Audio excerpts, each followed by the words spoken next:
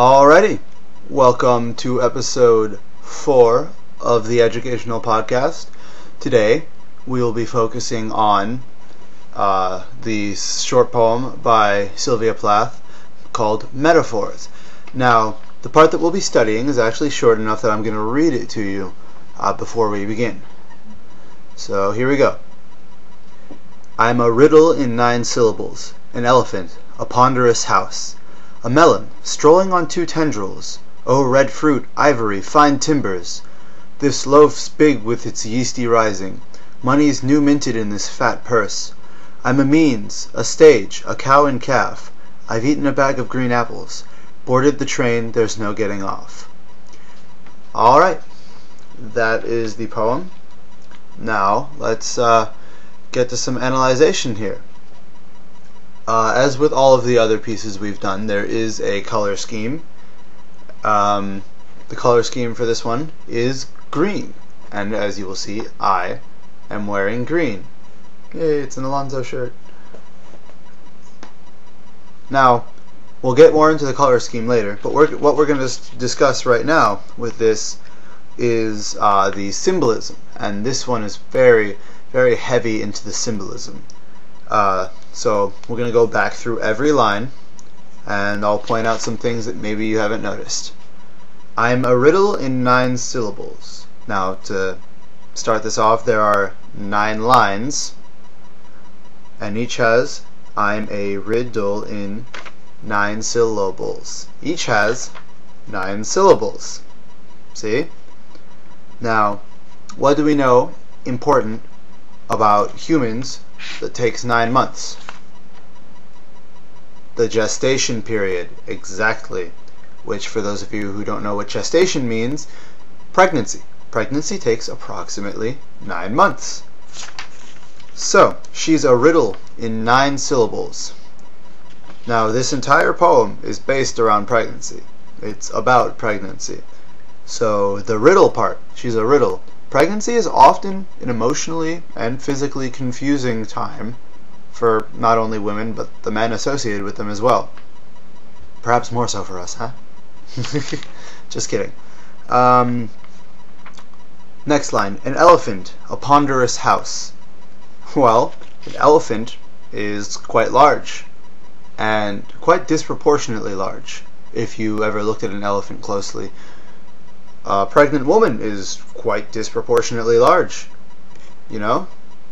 You got the big stomach, and the rest of you is still normal sized. A ponderous house. What does a house do, guys? A house holds things, usually living things. A womb holds things. Usually I'd hope that they would be living things. A melon strolling on 2 tendrils. Now try to get this image in your head here. A melon. Melon is round, just like the womb. Strolling on 2 tendrils.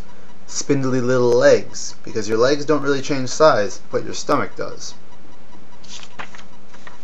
Oh, red fruit, ivory, fine timbers. Now I know that I said that the color scheme for this was green, but this red here is very important. We'll come back to that after I'm done discussing the symbology and the green color scheme. Oh, red fruit, ivory, fine timbers. What's ivory? Ivory is the tusks of an elephant. Ivory is extremely valuable. Life, which is contained in the womb, is extremely valuable. This loaf's big with its yeasty rising. Loaf. Loaf goes in an oven. Loaf of bread goes in an oven. The womb could be considered an oven. It's warm, and it holds stuff. The loaf here, of course, being the fetus. Money's new minted in this fat purse. Now here's where we get into that color scheme of green. Money, in our country, is green. New minted means it's brand new, or it's about to be brand new. That baby is brand new, or it's about to be brand new. In this fat purse, well, women do gain weight when they are pregnant. Also, a purse holds things. You're going to see a pattern here in all of these lines. They are all almost directly related to holding, containing, anything of that sort. I'm a means, a stage, a cow and calf. This is basically saying, and we'll get deeper into this later, that she is only a means to an end. She's got no purpose besides holding the baby, giving birth. I've eaten a bag of green apples. By this time you should know where I'm going with this. Bags hold things. Yes, bags hold things. Green apples. Green. Green is the color of renewal. Green is the color of life. Green is the color of birth and rebirth. Green is the color of earth. We are all a part of this earth. See where we're going? Eaten a bag of green apples. So, she is the embodiment of life and renewal at this point, or at least what is inside her is. Boarded the train, there's no getting off. This connects more to the I'm a means part. There's no getting off the train. You know, you're stuck there. And usually it's not, if there's no way to get off it, usually you're not going to get on there voluntarily. So we'll go more into that later. But also, a train goes into a tunnel, yes? The stereotypical image of a train is going through a tunnel. Now we're going to get a little graphic here. Watch out, people. What does a train vaguely resemble? A train vaguely resembles a penis. Phallus. See? Train. Tunnel. Get it? And that's how babies are made. Hence, boarded the train, there's no getting off. So that's the skin deep, literal meaning of all these things. I'll give me a minute to clean my glasses, like the nerd that I am, and we'll get into some of the more important stuff.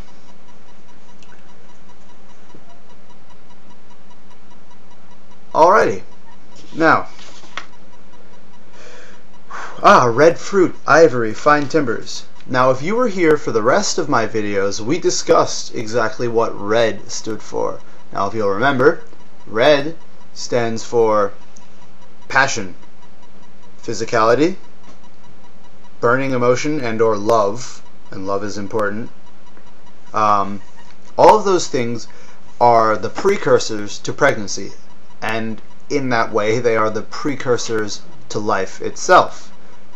Because without physicality, passion and or love, any of the three or all of the three, pregnancy cannot happen, therefore life cannot happen. That is why, red fruit. See, now back into the means thing. With a little background knowledge on Sylvia Plath, which I don't expect you to have. Sylvia Plath was not really a happy person per se. In fact, she committed suicide in one of the worst ways too. She stuck her head in an oven, kept her kids out of the kitchen, gave them breakfast, stuck her head in an oven. Not the way I choose to go. The point being, though, that perhaps there were reasons for this drastic action, or this whatever brought on this drastic action, depression, whatever. If she's a means, she is only a vessel. There's nothing important about her. There's only something important about the results, which is the baby. So, if she's not as important as the baby, then what's her life worth? I mean, if she's just an empty sack that, you know, a baby's been put into, that's what she's describing herself as when she says, I'm a means. And that connects to boarded the train, there's no getting off. If she's bitter about not being as important as this baby, and she's boarded the train that there's no getting off, you can tell she's bitter about her position. She's bitter that it's ever happened in the first place. There's no getting off this train. She's not here by choice. You know? She doesn't want to be less important than this baby. She wants to be her own person. But when she's pregnant, she's not her own person. And this is one of the shorter pieces, so that's pretty much about all that we have for that piece. Oh yes, of course I forgot. Let's see if we can connect it back to my theme. I am a riddle in 9 syllables, an elephant, a ponderous house, a melon strolling on 2 tendrils, oh red fruit, ivory, fine timbers. This loaf's big with its yeasty rising, money's new minted in this fat purse. I'm a means, a stage, a cow and calf. I've eaten a bag of green apples, boarded the train, there's no getting off. Well, we can obviously tell that she's at a very low point in her life right now. Low points, disparity. Disparity is required to create change. Obviously, some large change is going to come about because of this disparity, because she's pregnant, because she doesn't want to be pregnant, because she doesn't want this responsibility, this burden, or this lack of individuality. So in this piece, or at least this section of this piece, there is no big change yet, but we can see that it would be leading up to a large change, and that's what matters. Alright, that's about it for metaphors, and for those of you who have stuck through all 4 of these episodes, plus the intro, and now we're here, you'll be happy to know that the hell is almost over. You don't have to listen to me drone on anymore. There's going to be one short conclusion, and that's it. So, see you at the conclusion.